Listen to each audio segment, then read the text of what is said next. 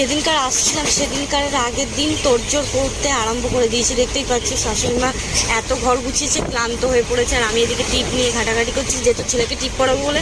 আর finally আমি ready হয়ে গেছি দেখো। আর আমার যেখানেই যাই এই জামাটাই পরি, কেন কি ছেলেকে খাওয়াতে কাজে লাগে আর কি। রেডি সেডি হয়ে বেড়াতে বেড়াতে আর কিছু খালে মনে হচ্ছিলো যে কিছু ভুলে যাচ্ছি। আবার মন খারাপও হচ্ছিলো এই দিদিভাইকে ছেড়ে যাবো, কেন কি এই দিদিভাই না সব আপদে বিপদে থাকে। আর সত্যি কথা বলতে সেরকম কে থাকে আমি জানি, কিন্তু এই দিদিভাই খুবই থাকে আপদে বিপদে।